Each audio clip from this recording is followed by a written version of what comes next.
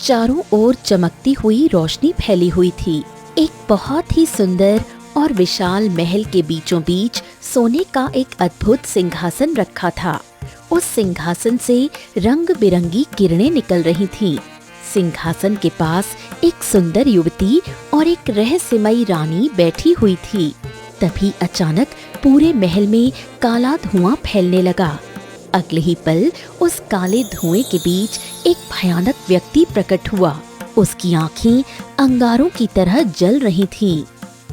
जादूगर, तुम्हारी हिम्मत कैसे हुई मेरे महल में आने की? जादूगर जोर जोर से हंसने लगा।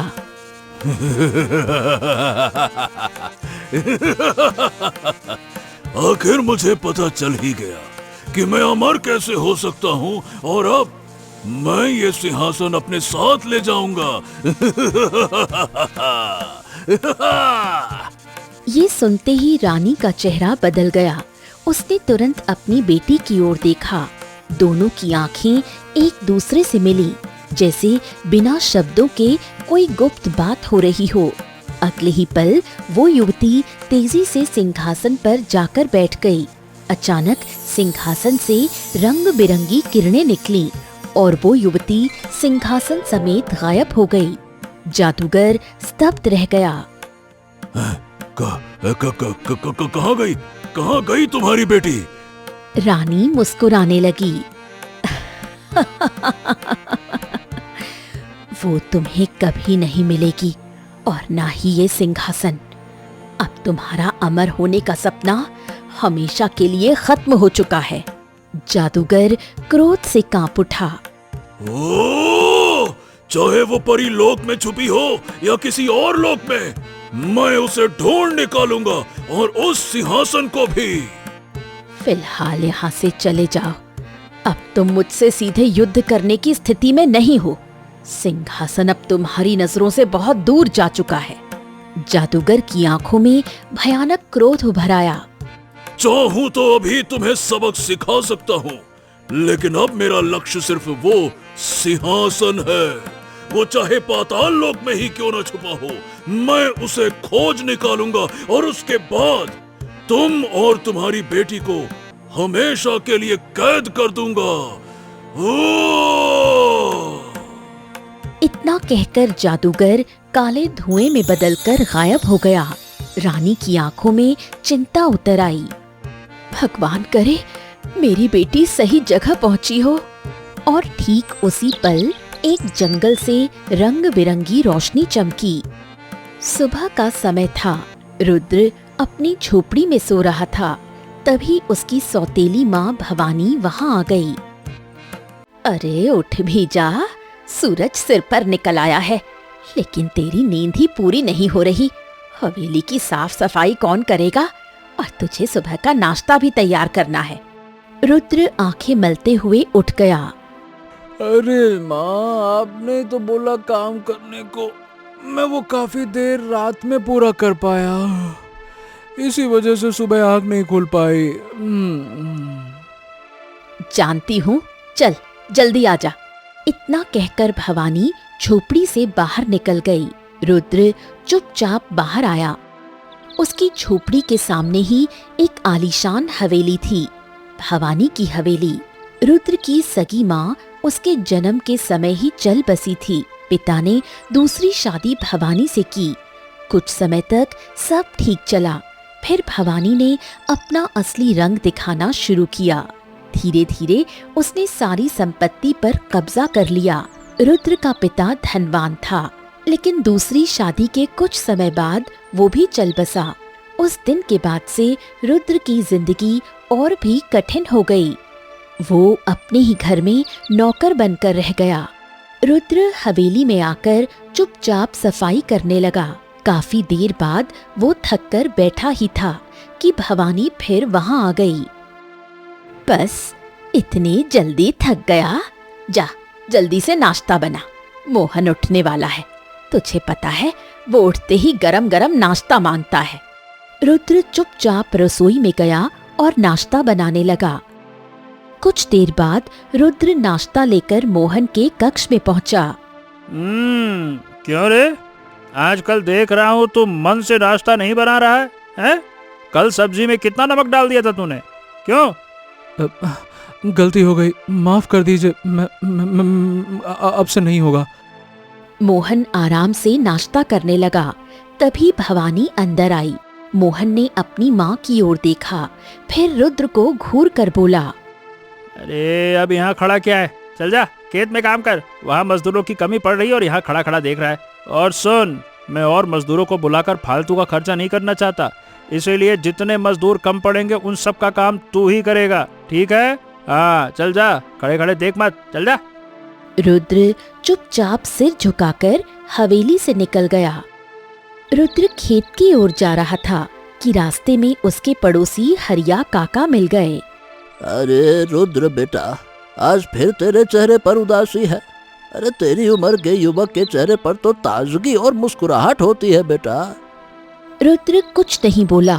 क्षमा करना बेटा, मैं भूल जाता हूँ कि सुख क्या होता है तूने बचपन से कभी देखा ही नहीं।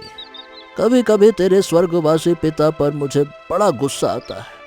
उन्होंने दूसरा विवाह किया ही क्यों, वो तो चले गए, लेकिन तेरे सर पर एक सौतेली माँ और सौतेला भाई छोड़ दिया, जिन्होंने सारी संपत्ति पर कब्जा कर लिया और तुझसे तेरे ही घर में नौकरों की तरह काम करवाते हैं।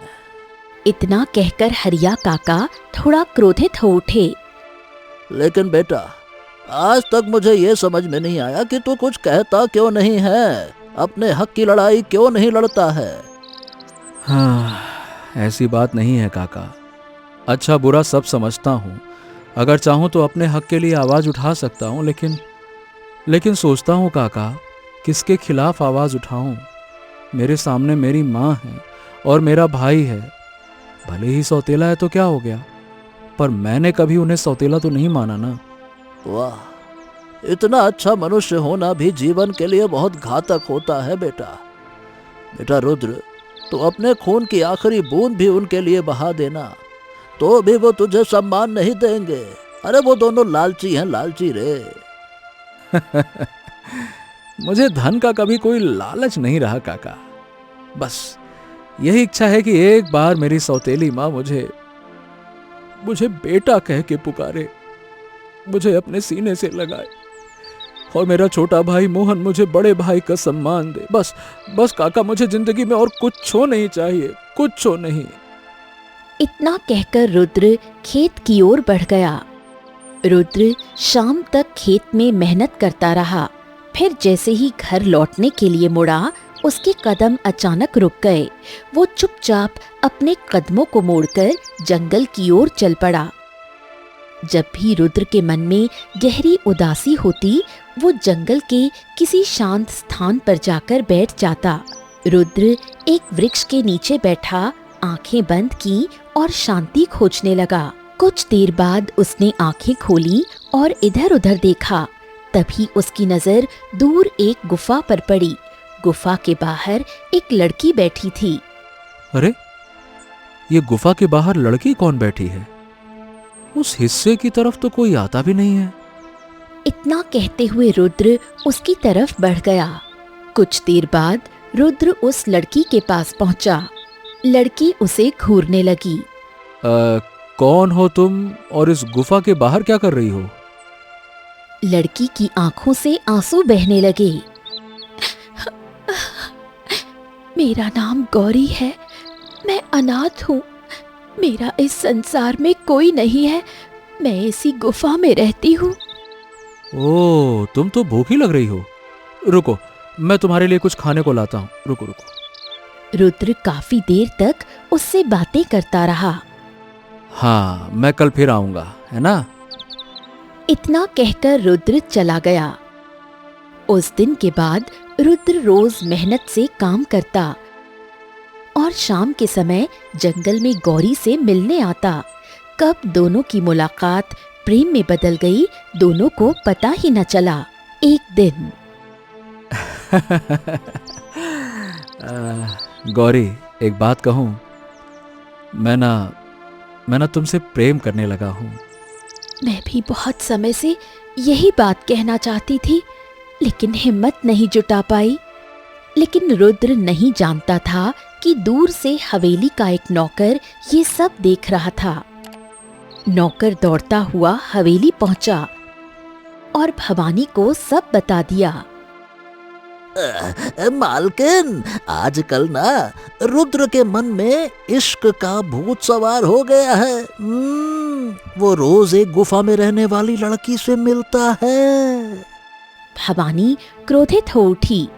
उसकी इतनी हिम्मत, चुपके चुपके किसी लड़की से प्रेम करने लगा है। कल को उससे शादी करने की जिद करेगा।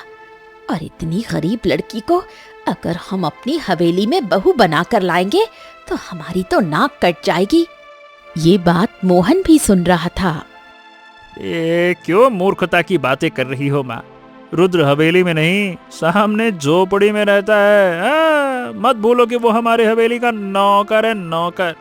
और अगर वो उस गरीब लड़की से शादी करना चाहता है तो तुरंत हाँ करो, छुट्टी करो ना। और क्या, अगर किसी अमीर घर की लड़की को बहू बनाकर लाओगी तो वो रुद्र को उसका हक मांगने के लिए उकसाएगी। फिर क्या करोगी? है? बोलो। भवानी चौंक गई। भगवान, मेरे दिमाग में तो ये बात आई ही नहीं। तो बिल्कुल सही कहता है। आने दे रुद्र को, उससे पूछती हूँ। शाम को जब रुद्र वापस आया, मुझे सब पता चल गया है। तो गुफा में रहने वाली लड़की से मिलता है। रुद्र चौंक गया और सिर झुका लिया। अगर उससे प्रेम करता है तो मैं तेरा विवाह उससे कर दूंगी, मुझे कोई समस्या नहीं है। लेकिन एक बात कान खोल कर सुन ले, विवाह के बाद वो लड़की भी इसी झोपड़ी में रहेगी और तेरी ही तरह इस हवेली में काम करेगी। हाँ ठीक है माँ, मैं उसी से विवाह करना चाहता हूँ। भवानी मुस्कुराकर चुपचाप चली गई। कुछ दिनों बाद अथाह सादगी में रुद्र और गौरी का विवाह हुआ। गौरी रुद्र की पत्नी बनकर उसकी झोपड़ी में आ गई। अगली सुबह गौरी उठी ही थी कि भवानी आ गई। चल जल्दी, अपनी पत्नी को लेकर हवेली आ जा। अब तेरे काम का आधा हिस्सा वो भी निभाएगी। गौरी चुपचाप रुद्र के साथ हवेली की साफ सफाई में लग गई। कुछ समय बीत गया। धीरे धीरे गौरी को सब समझ आने लगा कि इस हवेली का असली मालिक रुद्र ही था और उसे अपने ही घर में नौकर बनाकर रखा जा रहा था। एक दिन रात के समय, मुझे सब समझ आ गया है।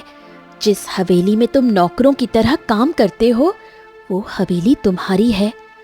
आखिर तुम अपनी ही हवेली में नौकरों की तरह काम क्यों करते हो? तुम्हारे ऊपर इतने अत्याचार हो रहे हैं, तुम उन अत्याचारों के खिलाफ आवाज क्यों नहीं उठाते? हाँ, मैं जानता था कि तुम्हें एक न एक दिन सच्चाई पता लग ही जाएगी। और सच बताऊं गौरी, तो मैं अपनी माँ से बहस नहीं करना चाहता। चाहूं तो मोहन को अच्छी तरह से सबक सिखा सकता हूं, लेकिन अगर मैं मोहन को कुछ भी बोलूंगा तो माँ को बहुत बुरा लगेगा ना। और मैं सिर्फ क्या चाहता हूं, मैं ये हवेली, धन दौलत, ये अमीरी, ये जमीन जायदाद मुझे कुछ नहीं चाहिए गौरी। मुझे सिर्फ माँ का प्रेम चाहिए। ये सुनकर गौरी चौंक गई। आखिर किस मिट्टी के बने हो तुम? इतना ज्यादा अच्छा होना भी ठीक नहीं है। तुम्हारी सौतेली माँ तुम्हें अपना नौकर समझती है, फिर तुम उसे माँ मानने पर क्यों तुले हुए हो? रुद्र की आंखों में आंसू आ गए। इस संसार में ना बहुत से ऐसे लोग हैं जिनके पास माँ नहीं है गौरी। कम से कम मेरे पास एक माँ तो है। हाँ, ये बात अलग है कि वो सौतेली है। गौरी कुछ नहीं बोली, वो चुपचाप वहां से चली गई। अगले दिन गौरी सुबह सुबह मोहन के लिए नाश्ता लेकर उसके कक्ष में चली गई। अरे ये कैसा नाश्ता बनाया है तुमने? क्या है ये? है गाय का भूसा है क्या? अरे रुद्र ने तुमको बताया नहीं कि मैं ज्यादा नमक पसंद नहीं करता है? क्षमा करना देवर जी, मुझसे गलती हो गई। अगली बार से ध्यान रखूंगी। भूलो मत, तुम इस हवेली की नौकरानी हो, नौकरानी। और रुद्र भी इस घर का नौकर है। मैं रुद्र को अपना भाई भाई नहीं मानता। देवर देवर, क्या ये देवर देवर लगा रखा है? ये सुनकर गौरी क्रोधित हो उठी। अगर तुम रुद्र को अपना भाई नहीं मानते तो उसकी हवेली में क्यों डेरा जमाए बैठे हो? तुम्हें तो यहाँ से निकल जाना चाहिए। क्योंकि ये हवेली रुद्र के पिता की है, तुम्हारी नहीं।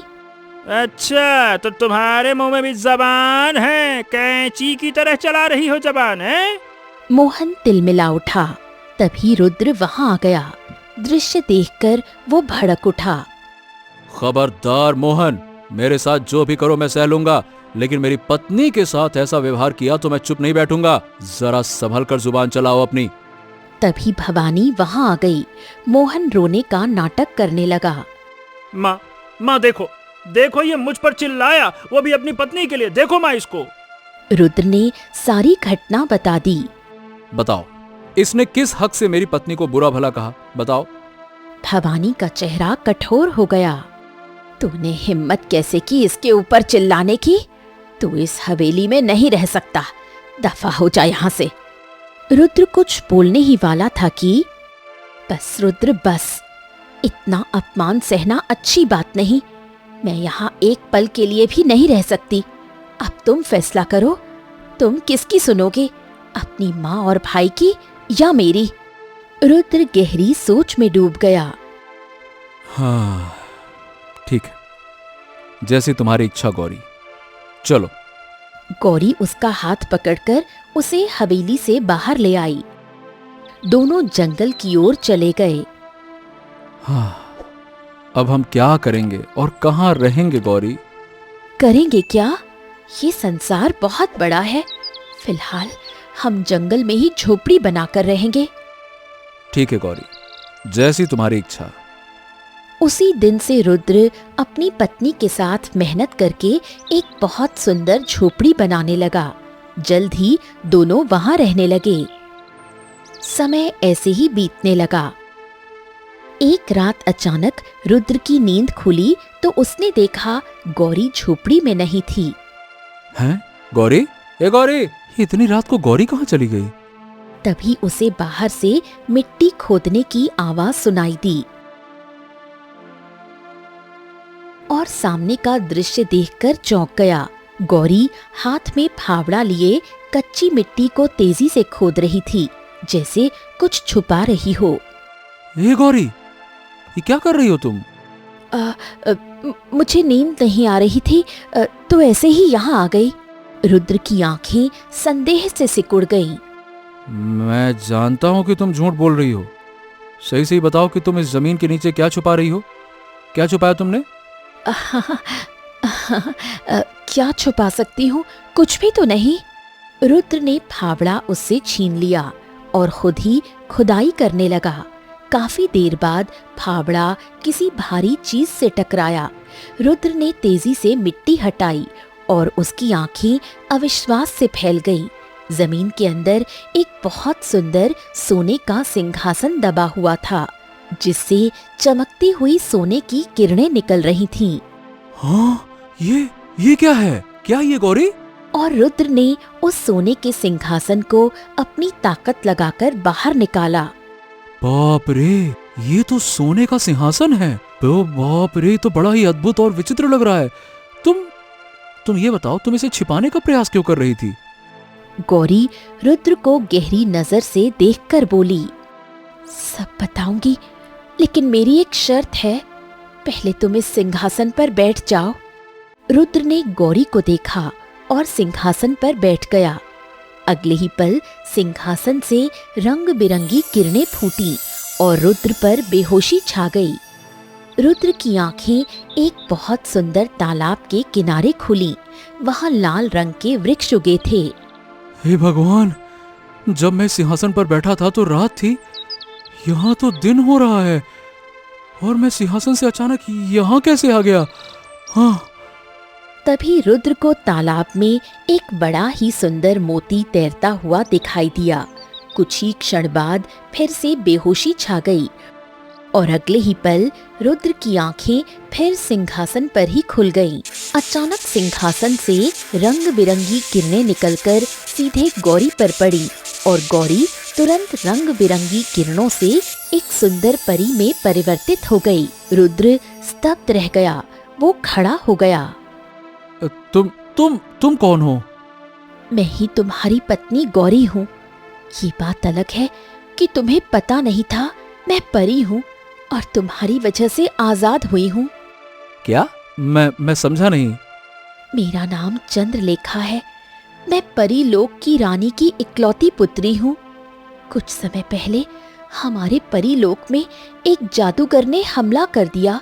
वो इस सिंहासन को छीनना चाहता था, क्योंकि ये कोई साधारण सिंहासन नहीं बल्कि जादुई सिंहासन है। वो इस सिंहासन के सहारे उस शस्त्र को खत्म करना चाहता था जिससे उसका अंत हो सकता था, और ऐसा कर वो अमर होना चाहता था। जब मेरी माँ को ये बात पता चली, उन्होंने मुझसे कहा कि इस सिंहासन को पृथ्वी लोक ले जाकर मिट्टी में दबा दो, क्योंकि अगर जादूगर अमर हो गया तो वो परीलोक को तबाह कर देगा। मैं अपनी माँ की बात मानकर सिंहासन को पृथ्वी लोक ले आई और मिट्टी में दबा दिया। सिंहासन दबाते ही मेरी सारी शक्तियाँ कमजोर पड़ गईं और मैं साधारण मनुष्य बन गई। फिर तुम अपने असली रूप में कैसे लौटी? मैं एक ऐसे मनुष्य की खोज में थी जिसका मन सोने की तरह शुद्ध हो, जिसमें नफरत नहीं केवल प्रेम हो। अगर ऐसा व्यक्ति इस सिंहासन पर बैठे तो ये सिंहासन उसे जादूगर का अंत करने वाले शस्त्र की छवि दिखा देगा और उसकी शुद्धता से मेरी कमजोर शक्तियां फिर लौट आएंगी और मैं दोबारा परी बन जाऊंगी। ओह, अब समझा। यानी कि जैसे ही मैं सिंहासन पर बैठा तो मुझे तालाब दिखाई दिया और तालाब के चारों ओर लाल वृक्ष और तालाब में वो मोती। चंद्रलेखा चौंक उठी। इसका मतलब जादूगर का अंत उसी मोती से होगा। तभी सिंहासन से आवाज आई, तुमने बिल्कुल सही कहा, और वो मोती इसी पृथ्वी लोक पर है। रुद्र को उस मोती को तलाशना होगा और फिर यहाँ वापस आना होगा। फिर मैं रुद्र तुम्हें दोबारा परीलोक ले जाऊंगा, और जैसे ही रुद्र उस जादुई मोती को जादूगर के सामने तोड़ेगा, जादूगर जलकर राख हो जाएगा। रुद्र उदास हो गया।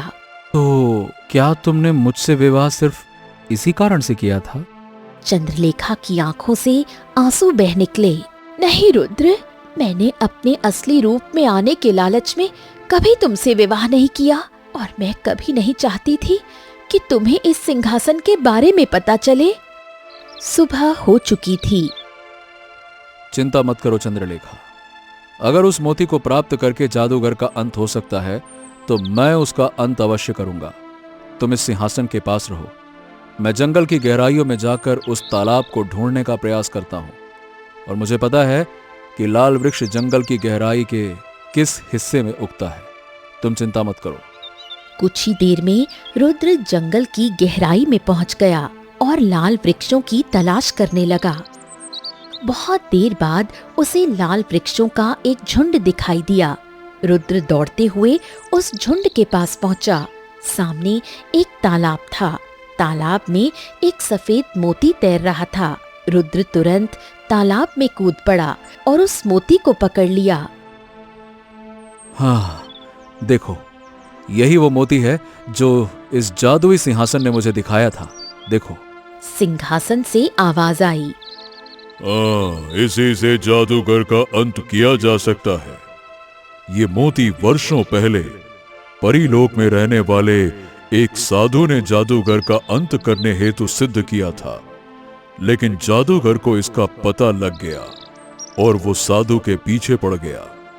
साधु अपनी चतुराई से पृथ्वी लोक आए और इस जादुई मोती को मायावी तालाब में फेंक दिया और फिर कभी परीलोक वापस नहीं गए। जादूगर वर्षों तक पता लगाने की कोशिश करता रहा कि मोती कहां हैं, पर सफल नहीं हो पाया। लेकिन वो जान गया था कि परीलोक का ये जादुई सिंहासन उसे इस मोती का स्थान दिखा देगा। इसीलिए वो सिंहासन के पीछे पड़ा और उसने इस सिंहासन को पाने के लिए परीलोक पर हमला किया। ओह, अब आगे क्या करना है? तुम दोनों मेरे सिंहासन पर बैठ जाओ। रुद्र और परी सिंहासन पर बैठ गए। अगले ही पल सिंहासन रंग बिरंगी किरणों से चमक उठा और गायब हो गया। कुछ ही देर में सिंहासन एक बहुत ही सुंदर उज्जवल महल में प्रकट हुआ। चारों ओर सन्नाटा छा गया। ये परीलोक का महल है। जादुई सिंहासन उसी स्थान पर वापस ले आया जहां से मैंने इसे उठाकर पृथ्वी पर लाकर छुपाया था। तभी वहां काला धुआं फैला और धुएं से जादूगर का रूप प्रकट हो गया। इस सिंहासन को खोजने के लिए मैंने धरती और आकाश एक कर दिया, पर ये कहीं मिला नहीं। फिर पता चला कि तू इसे मेरी नजरों से दूर छुपाकर किसी जगह गायब हो गई है। चलो अच्छा है, अब तू भी आ गई और ये जादुई सिंहासन भी। जादूगर की नजर अचानक रुद्र पर पड़ी। लेकिन तू कौन है? मैं तेरा काल हूँ। रुद्र ने जादुई मोती जादूगर के सामने तोड़ दिया। अगले ही पल जादूगर पत्थर में बदल गया और कुछ ही क्षणों में वो पत्थर राख के ढेर में बदल गया। कुछ क्षण बाद एक अत्यंत सुंदर स्त्री वहां आ गई।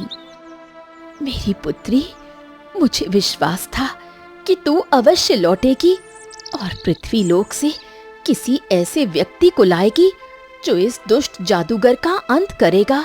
माँ, ये मेरे पति हैं, रुद्र। मैंने इनसे विवाह किया है। चंद्रलेखा ने सारी घटना विस्तार से बता दी। अब तुम कहाँ रहोगी, परीलोक में या पृथ्वी लोक में?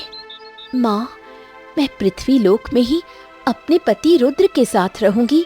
मैं गौरी के रूप में रहूंगी, लेकिन परीलोक आती जाती रहूंगी। और अब जब जादूगर का अंत हो चुका है तो कोई समस्या नहीं। रानी ने मुस्कुराकर आशीर्वाद दिया।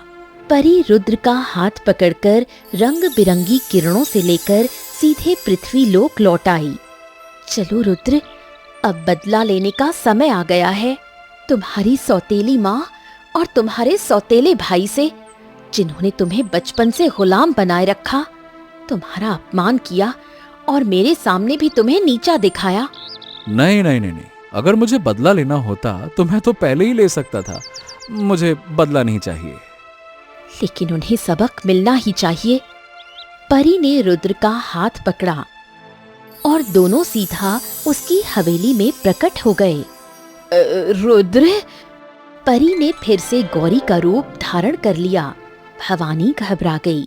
गौरी ने अपना हाथ आगे बढ़ाया। अगले ही पल मोहन जमीन पर गिर पड़ा और बेहोश हो गया। ये क्या कर दिया तुमने? मेरा बेटा बेहोश कैसे हो गया? अब तेरा बेटा कभी होश में नहीं आएगा। यही तेरी सजा है। तूने मेरे सामने मेरे पति का अपमान किया, उन्हें जीवन भर सताया। अब मैं तुम्हारी भी वही हालत करूंगी। गौरी, नहीं, ये जैसा भी है मेरा भाई है। मैंने इन्हें हमेशा अपनी माँ माना है, भले ही इन्होंने मुझे कभी अपना बेटा ना माना हो। ये सुनते ही भवानी की आंखों से आंसू फूट पड़े। मुझे क्षमा कर दे मेरे बेटे। मैंने तुझे बहुत सताया, बहुत अत्याचार किए, पर तूने कभी पलट कर जवाब नहीं दिया। तू चाहता तो बदला ले सकता था, पर अभी तू अपने उसी भाई की चिंता कर रहा है जिसे मैंने कभी तेरा सम्मान करना नहीं सिखाया। गौरी का क्रोध शांत हो गया। उसकी आंखों से रंग बिरंगी किरणें निकलीं और मोहन होश में आ गया। मुझे माफ कर दो भाभी, मुझे माफ कर दो, मुझे क्षमा कर दो भैया। मुझे अपनी गलती का एहसास हो गया, मुझे क्षमा कर दो। भैया शब्द सुनते ही रुद्र की आंखें भर आईं। अरे बस बस बस बस बस बस, यही शब्द सुनने के लिए मैं जीवन भर तरस गया था मेरे छोटे भाई। अब मुझे जीवन में कुछ नहीं चाहिए, कुछ नहीं चाहिए। रुद्र और मोहन एक दूसरे को गले लगा लेते हैं। उस दिन के बाद भवानी रुद्र को अपने सगे बेटे से भी अधिक प्रेम करने लगी।